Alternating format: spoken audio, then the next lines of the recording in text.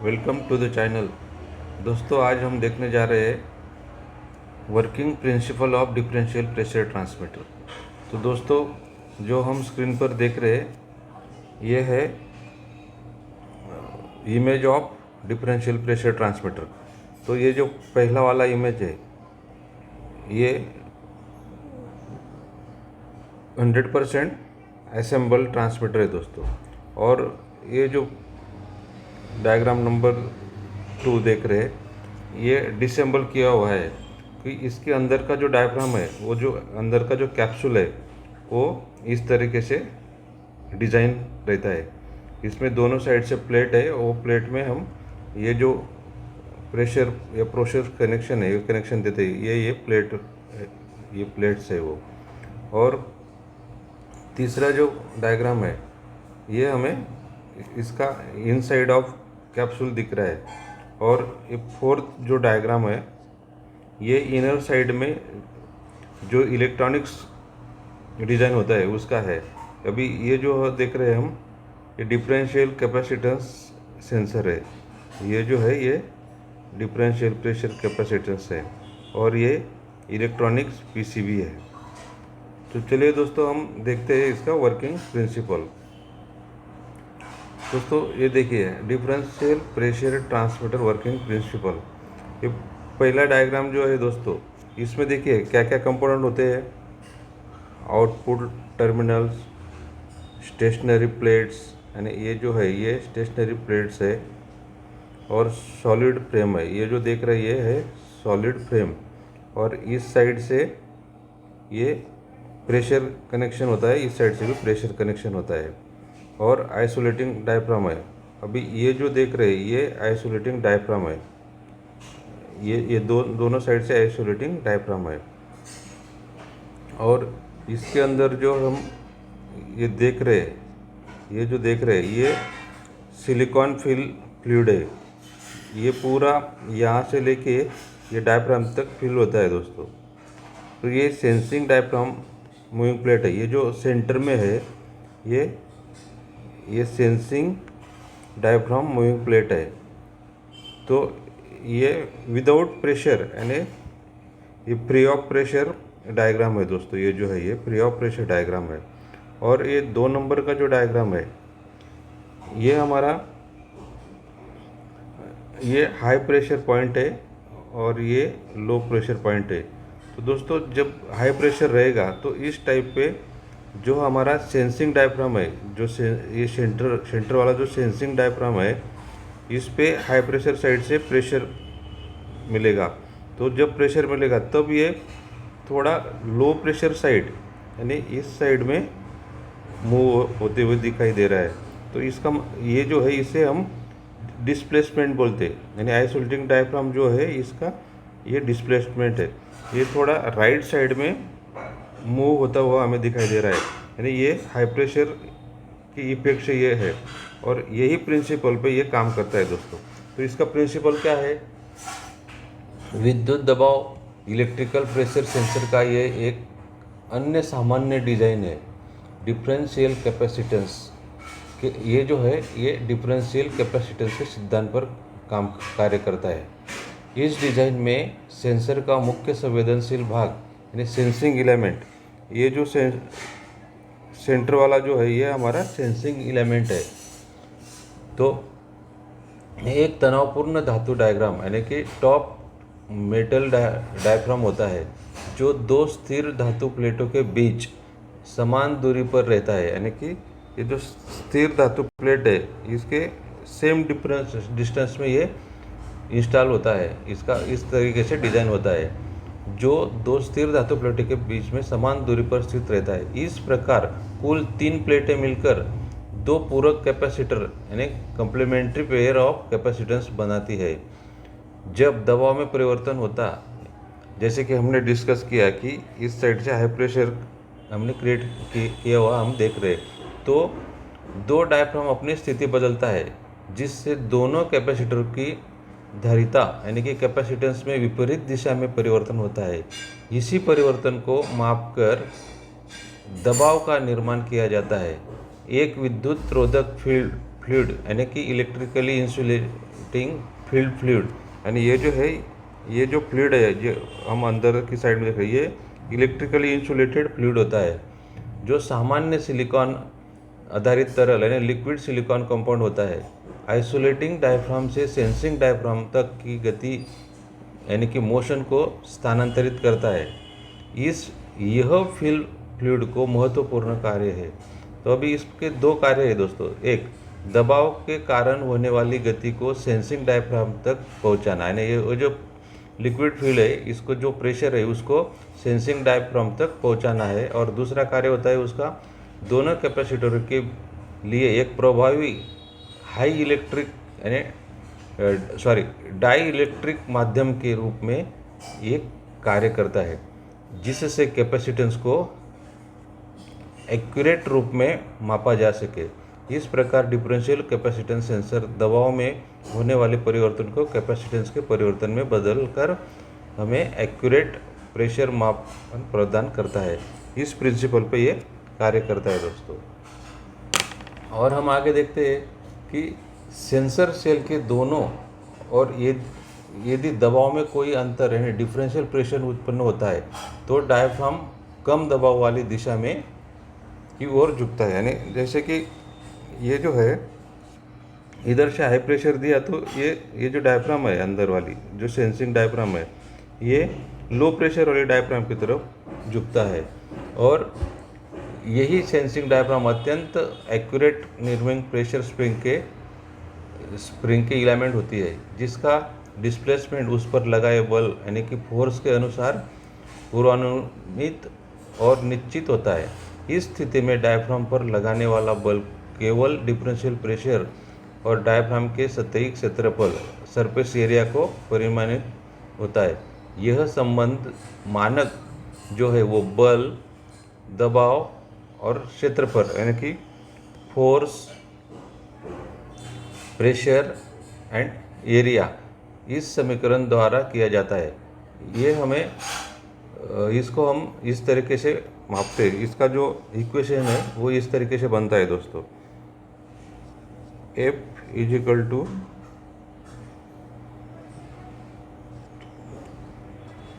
P A यानी कि force is equal to P A, ये इसका इक्वेशन है।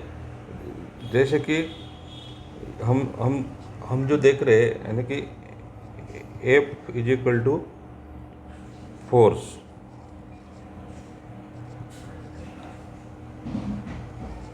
P यानी कि प्रेशर,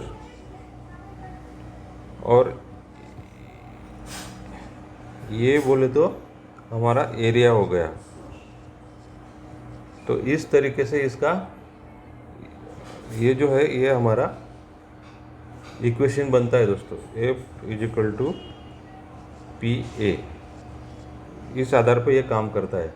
तो अर्थात दबाव अंतर जितना अधिक होता है डायफ्राम पर लगने वाला बल उतना ही अधिक होता है, और डायफ्राम का जो डिफ्लेक्शन है वो भी उतना ही अधिक होता है जितना हमें प्रेशर क्रिएट होता है। इसी झुकाव को मापकर दबाव का एक्यूरेट निर्धारण किया जाता है। इस तरीके से ये काम करता है। और इस स्थिति में हमारे पास जो अलग अलग द्रव दबाव यानी कि फ्लूइड प्रेशर द्वारा उत्पन्न बल होता है वो एक दूसरे के विरुद्ध कार्य करते हैं। इसलिए बल, दबाव और क्षेत्रफल यानी कि फोर्स, प्रेशर, एरिया समीकरण को परिणामी बल यानी रिजल्ट फोर्स के लिए इस प्रकार लिखा जाता है। अभी उसका फार्मूला ऐसा है जो हम कैलकुलेट करेंगे। वो जो समीकरण है वो इस तरीके से बनता है।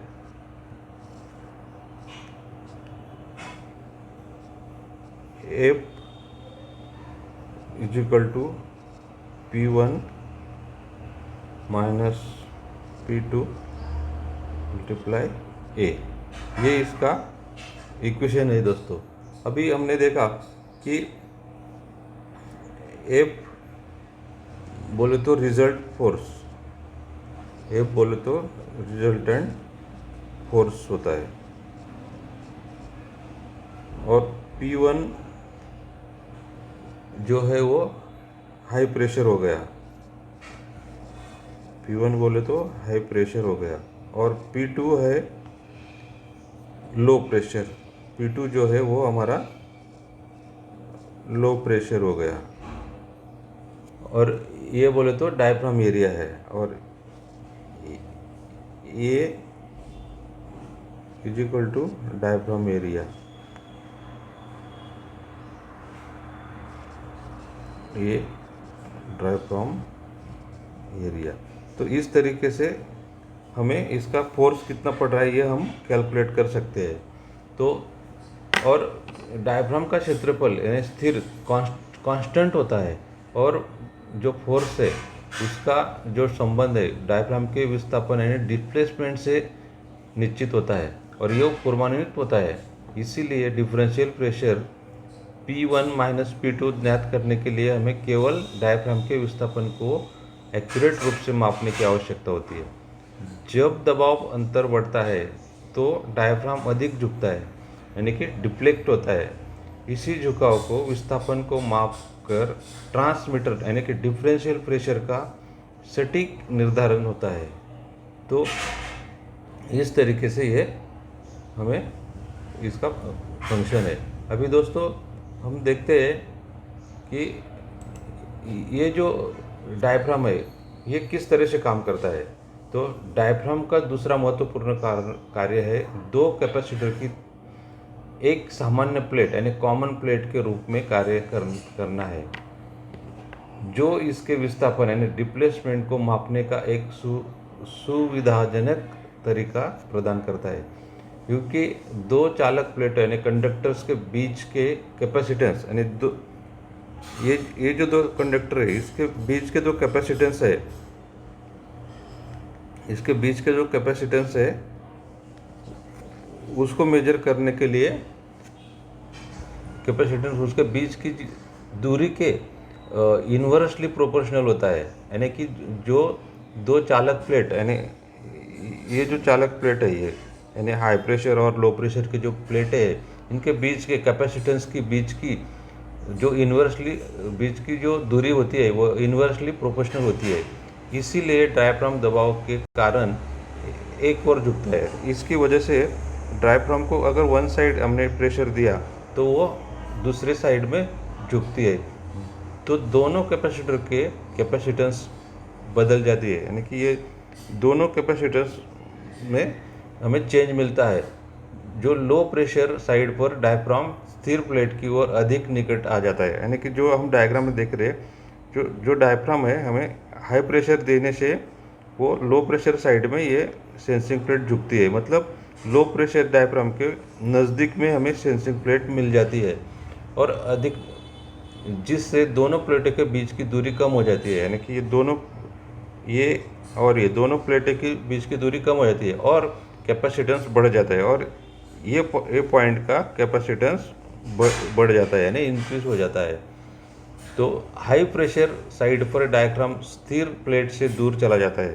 यानी ये जो हाई प्रेशर इधर से दिया तो ये सेंसिंग प्लेट और हाई प्रेशर का जो सेंसिंग प्लेट है इसके बीच का जो डिस्टेंस है वो बढ़ जाता है, और जिसके दोनों प्लेटों के बीच की दूरी बढ़ जाती है और कैपेसिटेंस कम हो जाता है। यानी ये हाई प्रेशर साइड का जो कैपेसिटेंस है इसकी दूरी बढ़ गई तो इसका कैपेसिटेंस कम हो जाता है।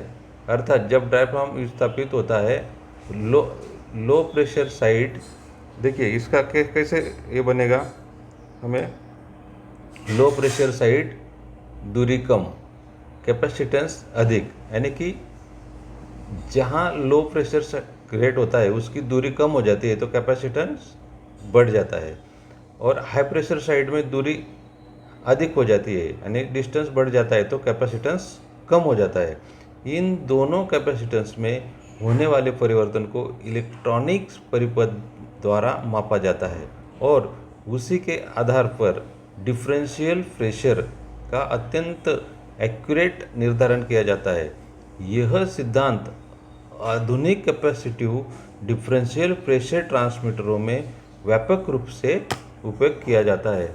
तो दोस्तों इस तरीके से ये काम करता है। और इसका इलेक्ट्रॉनिक सिग्नल में कैसे कन्वर्ट होता है, ये देखिए इस सेल से जुड़े हुए कैपेसिटेंस डिटेक्टर सर्किट, यानी जो हमने पहले ड्राइंग में देखा, तो ये दोनों कैपेसिटर के बीच कैपेसिटेंस में होने वाले अंतर को मापने के लिए हाई फ्रीक्वेंसी यानी कि एसी एक्साइटेशन सिग्नल का उपयोग होता है। जब दबाव के कारण सेंसिंग डायफ्राम अपनी स्थिति बदलता है तो एक कैपेसिटर की कैपेसिटेंस बढ़ जाता है जबकि दूसरे की कम हो जाती है। कैपेसिटेंस डिटेक्टर सर्किट इन दोनों प्लेटों के बीच का अंतर का पता लगता है, यानी कैपेसिटेंस जो है ये जो दोनों प्लेट है इसके बीच का जो डिस्टेंस है इसका पता लगाता है। इसके बाद यही सर्किट इस कैपेसिटेंस अंतर को एसी डायरेक्ट करंट यानी कि डीसी करंट विद्युत सिग्नल में परावर्तित होता है। तो ये जो सेंसिंग प्लेट और डायफ्राम जो होती है इसके डिस्टेंस चेंज होने से हमें डायरेक्ट करंट मिलता है। यही डीसी सिग्नल आगे इलेक्ट्रॉनिक प्रोसेसिंग सर्किट द्वारा संवादित यानी कि प्रोसेस किया जाता है और दबाव यानी कि प्रेशर के अनुरूप में उपकरण जो इंस्ट्रूमेंट है हमारा वो आउटपुट सिग्नल बना देता है। अर्थात इस प्रक्रिया का प्रकार होता है, जैसे कि इसका फंक्शन कैसे हम काउंट करेंगे, डिफरेंशियल प्रेशर टू डायफ्राम का विस्थापन टू कैपेसिटेंस में परिवर्तन यानी कैपेसिटेंस का अंतर का मापन डीसी सिग्नल के रूपांतर में हमें प्रेशर आउटपुट सिग्नल देता है। इस प्रकार कैपेसिटिव प्रेशर ट्रांसमीटर दबाव में होने वाले परिवर्तनों को एक्यूरेट विद्युत संकेत यानी इलेक्ट्रिकल सिग्नल में बदलकर हमें मेजरमेंट और कंट्रोल प्रणाली को प्रदान करता है। तो दोस्तों इस तरीके से ये इसका फंक्शन है। और हम देखते हैं दोस्तों इसमें और एक टाइप का सेंसर होता है, जैसे कि हम ये जो देख रहे हैं ये जो डायग्राम है ये रिमोट सील डायग्राम वाला ट्रांसमीटर का डायग्राम है। ये इसका इमेज है और ये इसका इंटरनेट डायग्राम है। तो दोस्तों इसका जो डायग्राम है ये हमें रिमोट यानी डायरेक्ट पाइपलाइन में या वेसल में इंस्टॉल करते हैं और जो ट्रांसमीटर है वो हम साइड में इंस्टॉल कर सकते हैं। तो सेम प्रिंसिपल है दोस्तों, इसमें भी वही कंस्ट्रक्शन होता है, इसका कोई चेंज नहीं है। तो दोस्तों वीडियो अच्छा लगा तो लाइक करो, शेयर करो और सब्सक्राइब करो। थैंक यू, धन्यवाद।